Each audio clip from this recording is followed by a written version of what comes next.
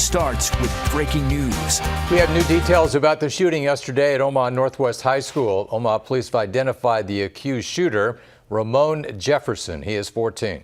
Jefferson is being charged as an adult, though. He appeared before a judge today and was given a $275,000 bond. Our Johan Marin joins us live from the newsroom with the latest. Hi, Johan.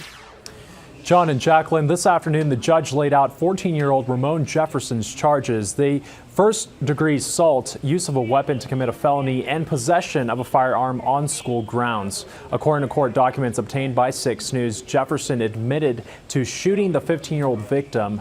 Omaha police reviewed surveillance video of the incident. They say it shows the victim approaching Jefferson near a classroom where they engaged in a fight. It then reportedly shows Jefferson reaching into his hoodie pocket. Police say he then shoots one time with a concealed gun. Both the victim and Jefferson are said to have run from the scene, with Jefferson leaving the school and running into a nearby neighborhood where he was arrested.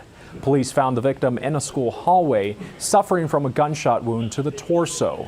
The Douglas County attorney says there are still a lot of questions they're trying to get answered, but what they do know is a gun incident like this needs to stop. Now, the public defender who spoke in court today for Jefferson says what happened wasn't a random act. He says Jefferson was being severely bullied at school to the point mom considered moving him to another school. He also says Northwest High also granted Jefferson a school pass to leave 5 minutes before the day for his safety. Jefferson is expected to appear in court again for a preliminary hearing on October 16th. Authorities still continue to investigate the full picture of the incident.